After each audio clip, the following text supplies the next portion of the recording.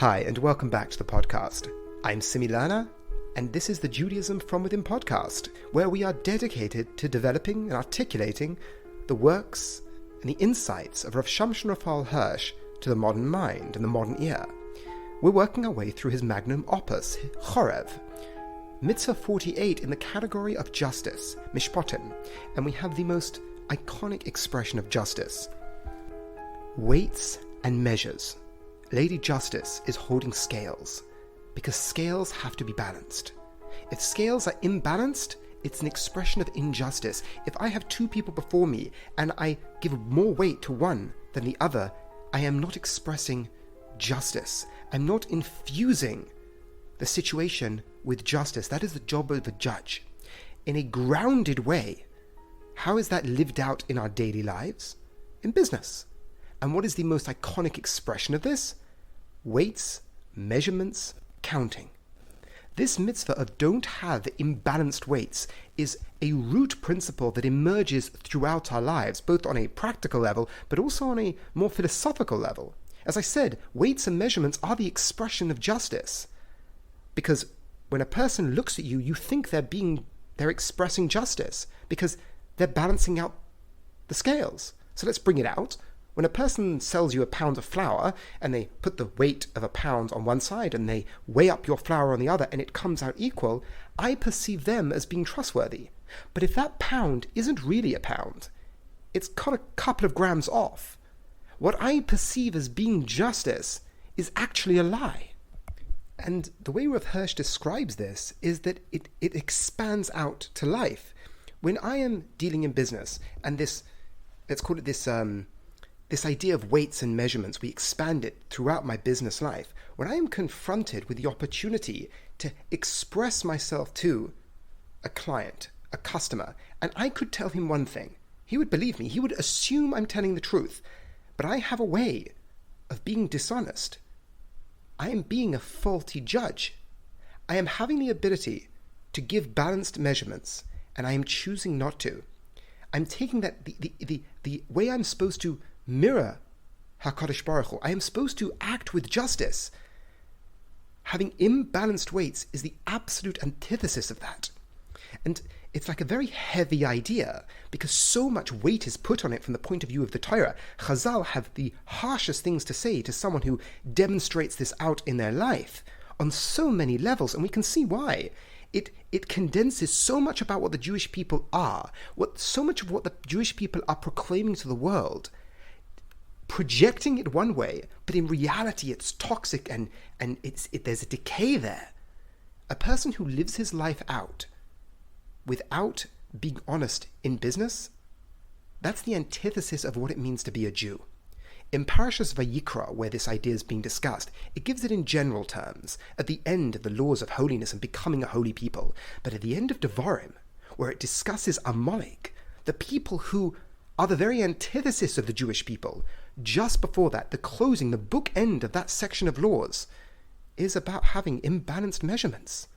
The imbalanced measurements, the way Chazal describe it, is a person who does this, it's worse than other forms of immorality. Why is it so bad? If you put aside the hypocrisy, you put aside the perversion of the image of God, you also are damaging people and you can't undo it. There's a finality to it. You cheat people, they go. The way Rav Hirsch describes it, when a person does other expressions of going away from the law or going away from the will of Hashem, that's between you and God. That you damage yourself through the experience.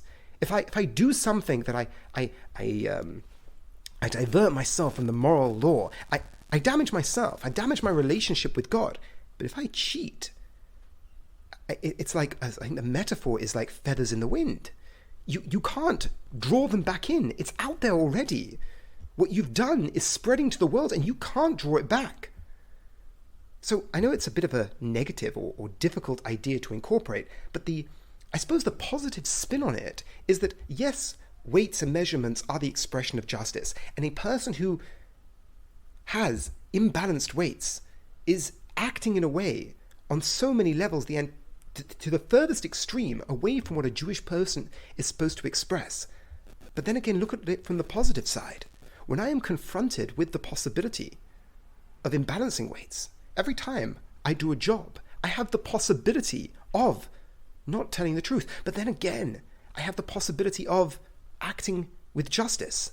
I have the opportunity of being a very judge in my own life, acting in justice to the situation that emerges before me. So let's recap.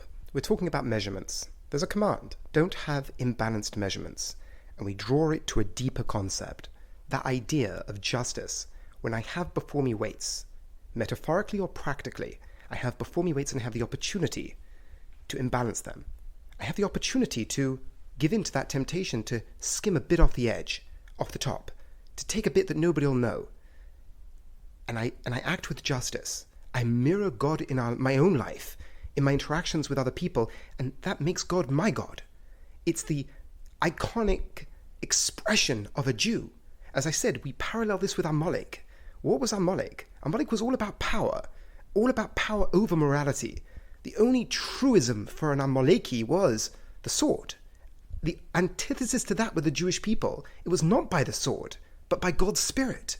We identify Hashem primarily with that one who lives out justice in the world. That is what is owed to a person.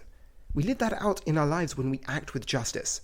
But if we don't act with justice, we act with the opposite. We act with a pure expression of power. Not power with the sword necessarily, but still power nevertheless. I have the ability to demonstrate my power over the other person because of the lack of their knowledge. And that power I live out through cheating them. And perhaps just to end off, when it comes to imbalanced measurements, it really is iconic of the category of mishpatim. We spoke about mishpatim as being that category of commandment that doesn't require the divine imperative to the same extent.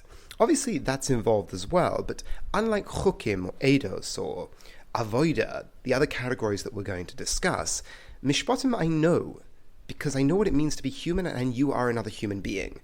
It's not like my interaction with animals. It's a human being. I am a human being. And by my experience, Rav Hirsch describes that I know your experience to an extent. Thereby, when I act towards you in justice, its foundation, its reasonability is evident. When it comes to weights and measurements, I think this really is the most iconic expression of that, because it is really just that. Everyone knows it's wrong to cheat. We know that because no one wants to get cheated. But unlike property, transfer of goods, well, there's perhaps more ambiguity. When it comes to cheating, to display one thing, but be taking advantage of the other because of their inability to see the world through your eyes, it is, I think, the most lived... How do I best put this? You experience the act of justice in the most potent way.